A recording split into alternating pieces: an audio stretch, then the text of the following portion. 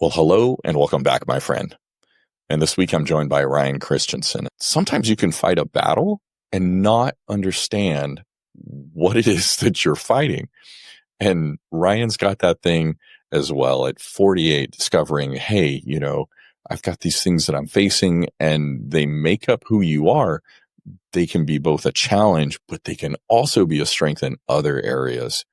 And so we're going to kind of dive into sometimes when you don't know the battle that you're fighting, it can leave you frustrated mentally and emotionally, which can pull you in towards depression, anxiety. And sometimes, we make that ultimate decision and are leaning that direction when we don't see another way out. And so super excited to jump in because this is something that's more and more common, and we as men are really not talking about it. But with the clarity that comes, you're going to hear it from Ryan's story, man, then you're able to really see what life looks like, the environment you're in, and how you engage with it, because it can be different than what, if you have a manual in life and says, hey, these are the rules, the way that you see things and the way that you're interacting with things can be different.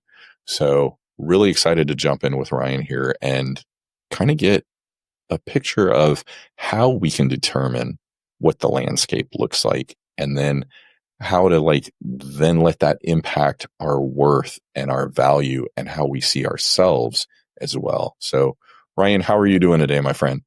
Doing really well. Thanks for having me on. It's an honor to be here. Absolutely. And I've enjoyed our conversation, just, talking about what we've experienced. I was 40 when I found out about dyslexia. You were, like I said, 48, kind of that later in life, but you've gone through life enough not knowing some of the challenges that you're facing and why your perspective is set up that way. So, let's jump off with what it does look like now that you have more of the insight. What does life look like for you on the professional side of things, man? Oh, man. So for the audience, I have ADHD, I have bipolar disorder, and I have autism. I'd always had the ADHD figured out. That was always pretty obvious. Didn't start getting treated with that until beginning of 2023. And that's what led to my first bipolar manic episode. Pretty severe one. Ended up having a psychotic break, getting arrested. And after that, it's like, okay, let me go ahead and make sure there's no other landmines down there that I'm missing. That's how I got my autism diagnosis, right? And I kind of known a year before. I was watching Love on the Spectrum as a show on Netflix and talking about a guy there, 62 years old, got diagnosed with autism 2 years before. I'm like, man, that would really suck. And how living through life and not really knowing. It's like, wait a second. I do that. I do that. I do that. And I do that. So I took a couple online tests. I said, yes, you probably got Asperger's. I'm like, all right, cool. That kind of checks that box, but hadn't really given it much thought or much weight because I was navigating life pretty well. Having those diagnoses and actually having that confirmed was really a kick in the pants, because now I had to sit down and say, okay, who I thought I was up until now was a lie.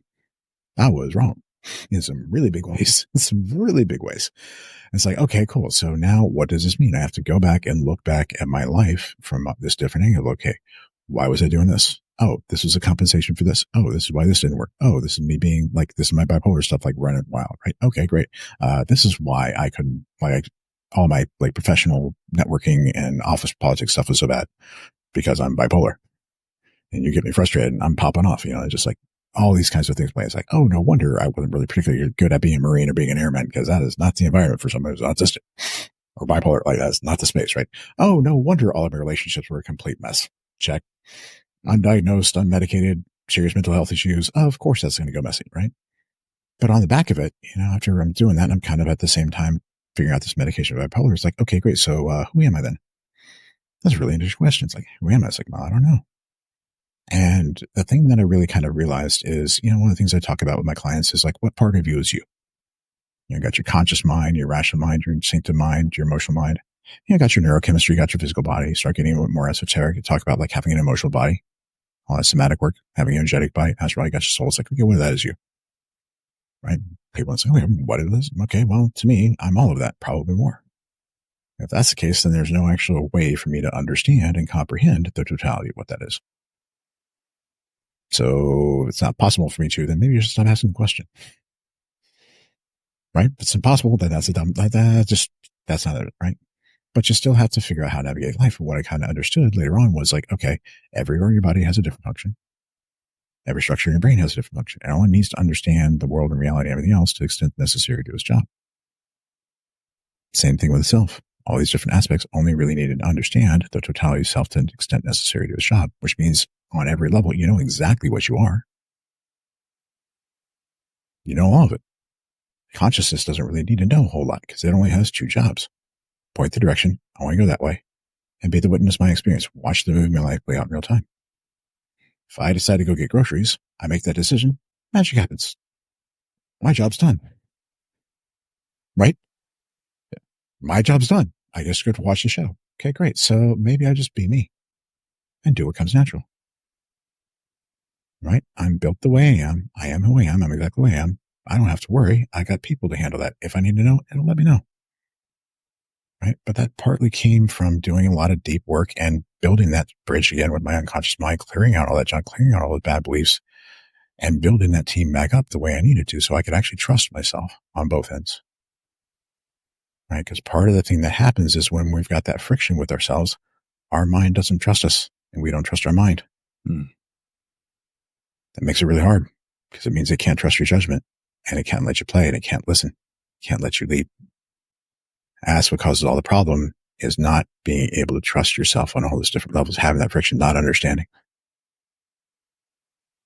So how did you go about, like we'll hear about self-awareness, right, Ryan? And you got to be self-aware. But this seems like it's more, you're even beyond self-awareness. So how did you kind of like take assessment, I guess is the best way. How did you take account and figure out like, hey, these are the things that I'm working with to then be able to, like you talked about looking at your beliefs that are built in from your experiences and everything like that.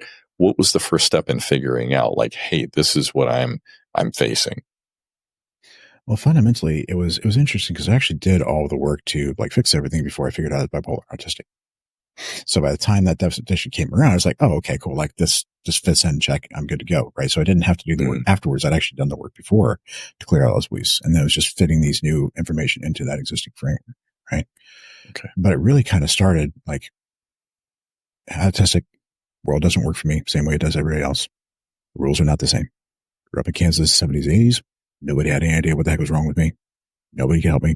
I couldn't figure it out. Right. So knew very early on, like, never going to get what I need. Never going to get what I want. Just not possible. Right. So I'm just going to suffer for the rest of my life, period. And so gave up on life really young. But your mind exists to keep you breathing. Doesn't really keep you happy. Doesn't care about if you're happy or not. So it has to find a reason to keep you going. Fair enough. Reading a lot of like military fiction, science fiction, fantasy. So, Star Trek, Star Wars, the whole 9 yards. And that idea of like heroic sacrifice was a big part of my concept in the world. Okay, fine. I'm going to suffer forever. Fair enough. So I'll just become Batman. Batman's life sucks. There's a good thing he's around, right? There would be purpose and reason for me to be alive if I could be useful to that greater good, right? Serving humanity, protecting, yada, yada. That's what took me down the road of like Marine Corps, Air National Guard, the intelligence work. 22, 23 years in, it's 2019, 2020, I'm realizing the world doesn't want to be saved. I am clearly in the wrong line of business, right? I'm sitting here throwing myself on the bus, not getting what I need, and it's for basically nothing in a lot of ways. I'm doing good work, doing really cool things, definitely make a difference, but fundamentally, it's not moving the needle. So it's like, okay, great. Now I have to find another reason to live because the reason I have don't work anymore.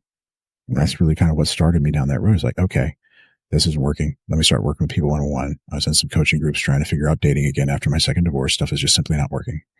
It's like, all right, this is not working. I've got to figure this out. Let's roll. But I didn't even understand that whole like reason to live thing until like 2 years later, until 2021. Right. 2020, I was building my business, getting hypnosis, kind of making those steps, kind of getting things running in terms of dating and stuff like that, getting that part of my life figured out. Beginning of 2020, I'm really going to say, wait, I'm just not getting what I need in the world. I say, it's not working. And that's when, as I said, I will do whatever the hell I need to figure this out. I will do whatever it takes to fix this. I don't care. And so that's when I started really going down like coaching and psychedelics and spiritual stuff and energetics and freaking everything. Right. And it was that first psychedelic retreat that I did that really broke things open in a big way for me. You know, I had this realization before. It's like, oh, I actually have value. That's an interesting concept. I've really thought about that before. But this retreat, you know, did some MDMA, some psilocybin, and it's like, they're like, man, I feel amazing. So hopeful. This is great. Life is amazing. Can't wait to see what I build. And it's like, oh, shoot, that's the first time I can actually remember feeling that way in my life. Mm-hmm. And that's when I realized, like, oh my God, life has not been worth living up until that point. Life was actually not worth living up until that point, right? And it actually broke me. I cried for like a good half hour, 45 minutes. So I've got a tattoo on my chest that says, I am alive, July 29, 2021. Because that's the first day it actually was worth living for me, right? Like actually possible. Not that I had what I want, but that was possible. At that point, it's like, okay, the solution exists. Don't know what it is, but it's possible. Fair enough. Go to war. Start digging around. Just do whatever you have to do. You know, and it was that process of like, okay, tried all these things, not fixed. Things are better. I ain't fixed yet. And in a lot of ways, I was very lucky because the autism means I can't lie to myself. Can't pretend. Can't pretend that better equals fixed. Right? So fair enough. We're not there yet. So sit down, reverse engineer every freaking thing out there. Every modality, every system, everything I did, figure out why it didn't work, what the assumptions were, how it actually did work. Great. Here's the gaps. Here's what's missing. About beliefs, about the subconscious mind. So is it that drive to find the answer now that you had experienced something different? Because I mean, yeah, you'd gone through the depression, you know, suicidal ideation. Was it from that experience that it was like, oh, hey, wait, there is something different and I've just experienced it. So now I want to figure out how to make this my everyday reality. Was it kind of that drive to figure out what the gap was there? Sort of. It's kind of like the reason you end up in that space where you want to end things you want to give up is because you already tried everything and it doesn't work. Mm-hmm. You know, people are not there. It's not a cry for help. No, they've already gotten as much help as they can. They've already tried a million things and it just doesn't work, right? And so the most powerful thing, the most necessary thing at every step of the way is hope. Hope is the one thing that gets you through everything. And having that experience was just like unbelievably powerful. Like I felt amazing. Everything was possible. If this is possible, because I just experienced that thing in an undeniable way, then there's hope. That solution exists. It's possible to feel this way, which means it's possible to get what I need in life. All right. Now I know it's possible. Just got to figure out how. Yeah. Right. And part of the thing is like, I am just a stubborn son of a gun. I grew up. My mom said she didn't give away any of her stubbornness. It's like, no, I took it all. And then you couple that with being in the Marine Corps, right? And the Marines have a very much like this is unbelievable. Like if that needs to be done, it's going to freaking happen. I don't care what's in my way. If that needs to go away. Fair enough. It's going away. I don't care what's in the way. I don't care what we have to overcome. Doesn't matter. I'm getting there and it's going to happen. Right? So when you combine those two things, plus that whole survival drive of, oh, I can keep myself alive and actually make it worth it. Now, figuring that out is a matter of life and death from a guy who refuses to freaking quit and give up. Because if a solution exists, I can find it. It's just a matter of time, just a matter of work. Right? So the way I've navigated life is just reverse engineer the crap of everything. I just got to figure out what's missing. So how did you start then going after that where you're like, okay, hey, I'm going to reverse engineer it. Mm-hmm. How did you reverse engineer it to figure out what to first start trying? You know what I mean? You've got to start with something, sure. But where do you start? Well, fundamentally, like at that point, I'd been doing hypnosis work for a year and a half, 2 years at that point. And so the work that I'd been doing for myself and my clients was all based on limiting beliefs. Right. And I knew that the real big problems were down that subconscious mind level. Conscious stuff is easy to understand, easy to fix. Oh, you didn't understand this? Great. Here's how this thing works. Here's how to navigate this. Great. The problem is what's going down below that we don't have visibility into that happens before we're even consciously aware of things. The way our mind is interpreting the world, presenting the world to us, how it's generating all these emotions and feelings and thoughts, how it's driving all these behaviors. Okay. That's based on what it believes, what things mean, what it thinks things mean. Because what things mean determine how you have to react to them. Fair enough. Great. We can explore that. I'm an intel guy. right? My job is to figure out stuff people doesn't want me to know. And usually I have to guess where that information is, and you're trying to keep it from me. That's really hard. Yeah. But if I got hypnosis, the entire point is to get access to your subconscious mind. And every answer that I need is in there. Your mind knows exactly why it's doing this stuff. It knows exactly what it's trying to accomplish. It knows exactly what it's trying to protect you from.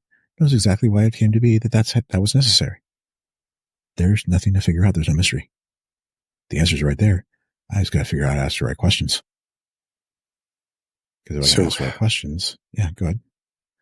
I was just going to say, how did you hypnotize yourself to then ask the questions? I mean, it's, I guess, that's the like when piece. I see, what's that? That's the tricky piece. I couldn't. Okay, because that's where I was like, so you had to get somebody to come in and do it for you. Okay, because I was like going, seems like hypnosis is kind of like you're detached and just kind of chilled. I don't know the detached and chilled is the right way, but you're kind of state of mind. Yeah. And it's like your unconscious mind is in the driver's seat, right? So you can't be both conscious and unconscious at the same time. You can't really do brain surgery on myself. It doesn't work. Yeah. Right? It's like you're driving the bus and sitting in the passenger seat. I was like, doesn't work. Doesn't work. Right. But the other piece is this. If there's friction between you and your mind, you and your unconscious mind don't trust each other. Right. So why would I let you change it? And all the changes you want to make are to let you do stuff that it thinks is bad, wrong, or dangerous in some way. So why the heck would it let you change it?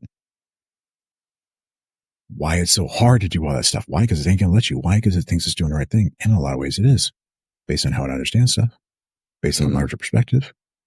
And again, what was my mind doing? Trying to keep me breathing. Yeah. It's trying to protect you from what it perceives as harm. Trying to protect me from me. Yeah. Because the threat was me. The threat was me not wanting to be here, not wanting to be alive. So when you met with a hypnotist, how did you guide them in like what you were wanting to uncover or? Kind of like a few of those people that I worked with, like the stuff that I was coming up with, was in their bailiwick of how to help me navigate it and figure it out. For some of them, it was like, okay, I've got to set the problem up in a way that they can understand so they can use the techniques that they've got to do the thing. But the most powerful set of tools, kind of like later on, once I kind of like understood, okay, here's what the problem is. Here's how to fix it. Here's like, I get it now. I know what to do. There's a set of techniques called conversational hypnosis. And basically it's a set of techniques where I can get you in kind of a light trance state to where you can kind of do the work on your own. Right. Because a lot of times consciously, you know what to do and you know the frameworks, right? But it doesn't penetrate down that deeper part of your mind. So in a lot of ways, it's getting you a place where like, okay, let me go ahead and update that stuff with the stuff I already know. Right. So if I know what's wrong, I know how to fix it. I know where to go. Cool. Give me a state where I can do this work for myself. And that was incredibly powerful. Right. I remember one session in particular, again, got to that point, want to be alive. Great. But about a year later, I'm sitting there like banging my head against the wall, trying to become an entrepreneur, trying to figure out what to be and how to measure and stuff like that. Trying to figure that out. And I'm sitting there and I'm really, wait a second. I'm trying to come up with another reason to live. But I want to live. So why do I need a reason?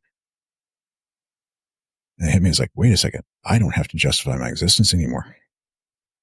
I don't have to justify being on the planet anymore. Right. And that realization was so freaking powerful and so fundamental. It broke my brain so hard. I felt like I was on psychedelics for 3 days. I'm serious. Well, if you think about it, like that was the fundamental guiding principle for my entire freaking life.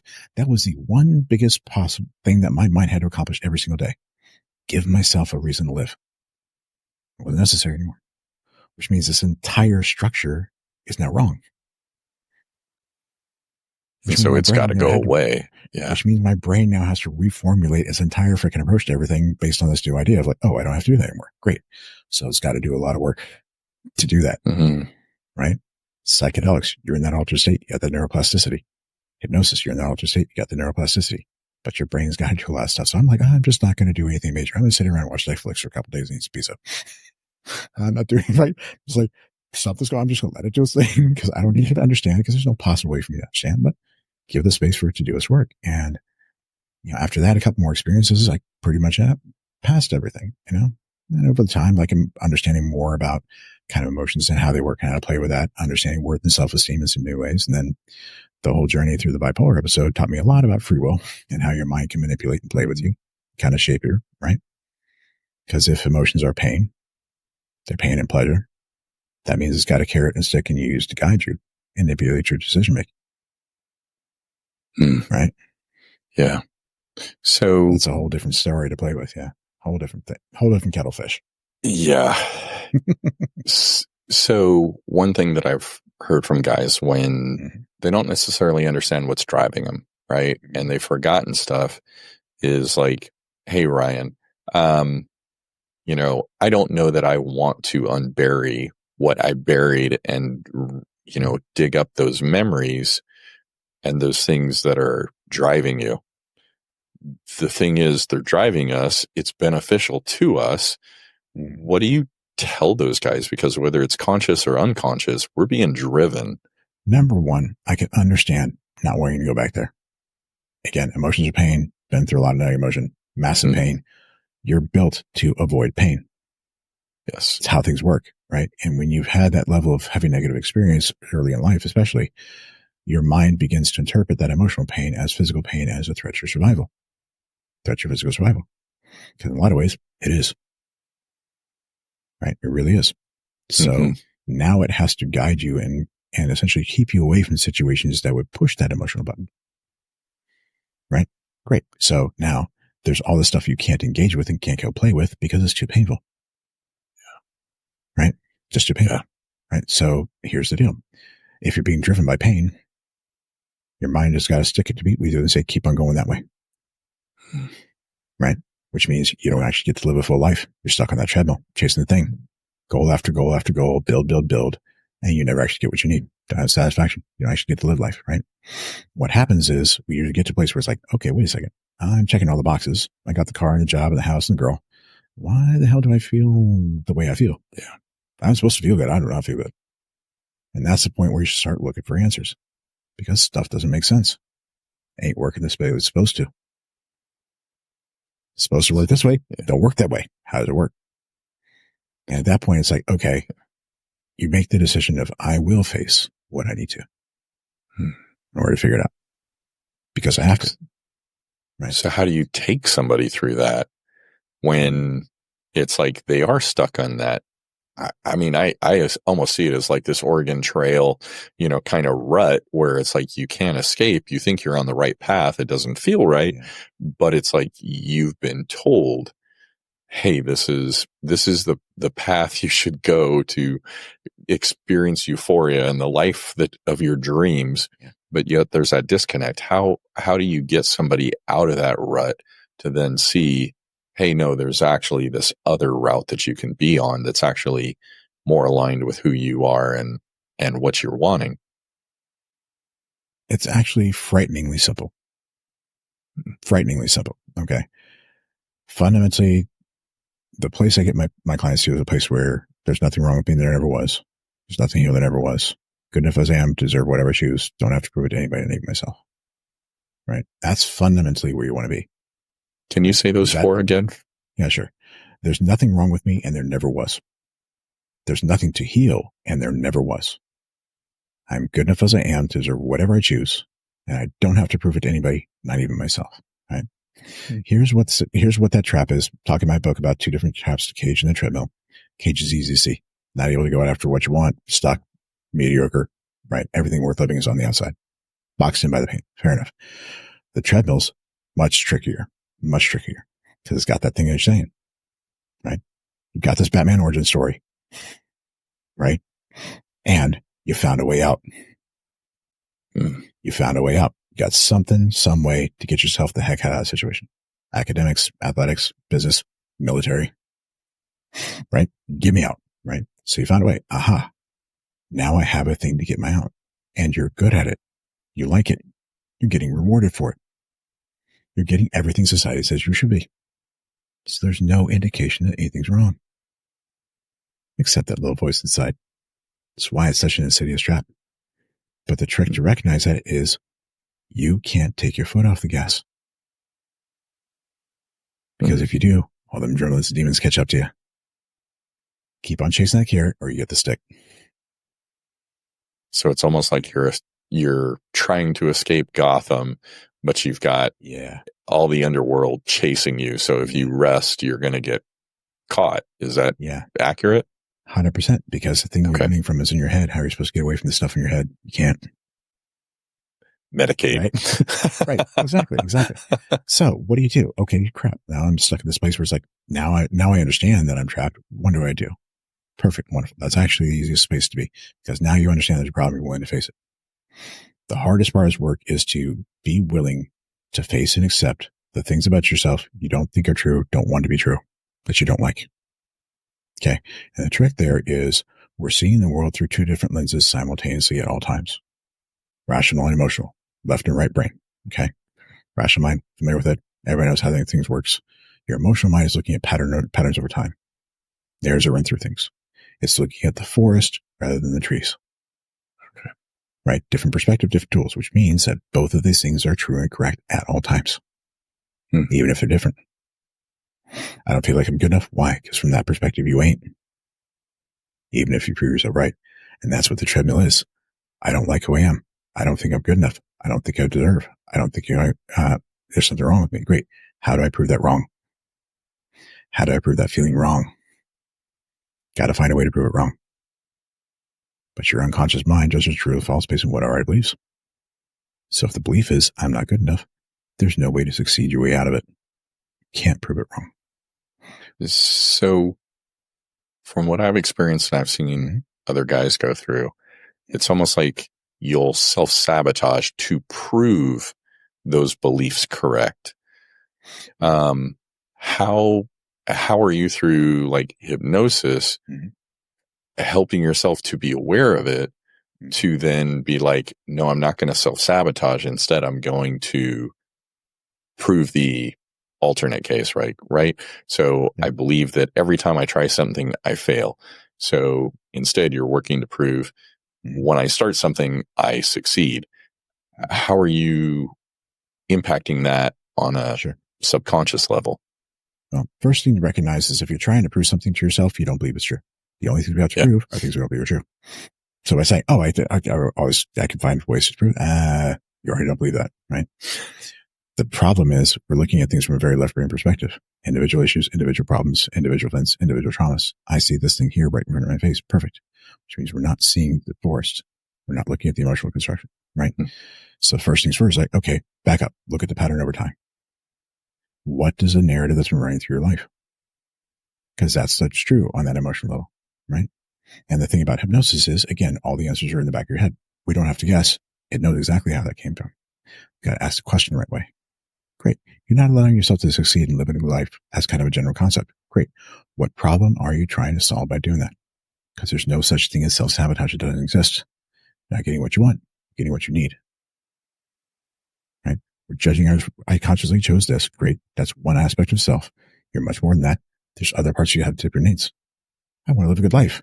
I got to keep you breathing. Much more important, right? Much more important, right? So the problem there is like we're judging the results based on what you've chosen. We don't actually understand the totality of what's happening, what our actual needs are. Fair enough. So show me the problem you're trying to solve by not allowing me to live a good life. And just let it walk us through, for example, in life of what that problem is. And the thing is, we don't have to know. There's no real way for us to know, but that's okay because there's no mystery. It knows the problem. It knows exactly what it is. Knows exactly why it's there. Knows exactly what it's trying to do. So we just got to give it the opportunity to tell a story. Great. This thing happened. Wonderful. How did you feel about what's happening then? Because that tells you the emotional conclusions you draw about how the world works and what that is. How do you feel about yourself in that moment? Who am I? Because if I'm weak and powerless and can't protect myself and the world is dangerous, that means I got to navigate it in a certain way. Gotcha. Right? Oh, I can't figure this out. Something's wrong with me. Great. If there's something wrong with me, it means I'm broken. Broken things aren't valuable. I'm not good enough. Can't measure up. Right? Yeah. Becomes really simple to see that stuff, right? And fundamentally, there's only a few things we really need to fix. We all kind of get that idea of I'm not good enough. There's something wrong with me. I don't deserve, right? And the reason we self-sabotage and kind of prove this stuff right is because we don't let ourselves have things we don't deserve. Your unconscious mind, and whenever you're young, up until about 4 or 5, 6 years old, you don't really have a lot of the same tools we do when we're older to understand the world. It's pretty much that emotional mind. That's pretty much all we got. So you're drawing conclusions about yourself and the world based on these general trends. Okay. Mm-hmm. If you're growing up, things don't work, chaotic household, whatever happens to be, lack, you can't get what you need, can't figure things out. Well, it must be you. Which means there's got to be something wrong with me. And I'm not getting what I need. Well, that must mean I'm not good enough to deserve it. Okay. So you've created these conclusions when you're really young and you don't understand the world very well. And guess what? As soon as that becomes your truth, that's what everything is compared against. Right? And so how do you discover those patterns that you talked about? Is it when you're facing something and it doesn't quite go right, and the messages that you say to yourself, is that a pattern, or what's? Yeah. It's like, okay, man, this thing happened again. Man, I'm just not good enough. That's the emotional conclusion. Right? Oh, there's something wrong with me. Emotional conclusion. Right? Because it's not I'm wrong. There's something wrong with me because just something wrong with me. And the thing about, I haven't accomplished enough. What's that trying to do? Trying to prove yourself good enough. So it's not about the accomplishments at all. Not what you did or didn't do at all. It's the emotional conclusion you drew way back when. If I have decided that I'm not good enough, I have concluded that I am not good enough. And because I've concluded I'm not good enough, then obviously I don't deserve. So the trick is to figure out where you drew that conclusion in the first place, understand how you drew that conclusion on that emotional level, and then prove it wrong. You have to disassemble that chain of logic that created that first. You have to prove that old one wrong first. And then you can draw a new conclusion. You can create, I'm not good enough to I am good enough. The difficulty is, like, you've got a big box in your head. Label on the side says, I'm not good enough. There's a million things in that box. Standard approach, take stuff out, stick it in a different box. That works. But there's a million things in the box. More stuff gets added every day. So that never ends. Right? Yeah. It just never ends. Right? But there's a label on the box. Take off the label, I'm not good enough. Put in a label that says I am good enough. And you're just done. Because everything in the box now means I'm good enough. Because that's how the box works. And so essentially you're redefining your version of who you are and your worth from the beginning. Because if you're looking at patterns over time, great. I'm 48, 49 years old. I'm successful now. I have been for 5 years, which means for 45 years I wasn't.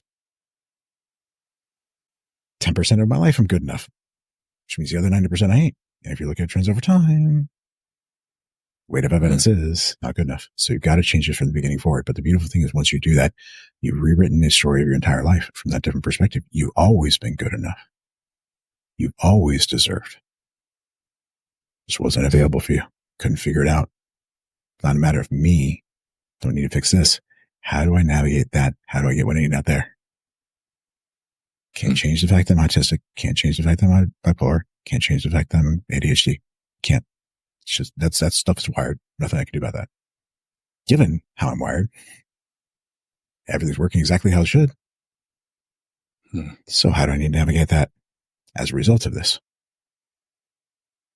Right. So if you look at it and, like you talked about, hey, the last 5 years, right?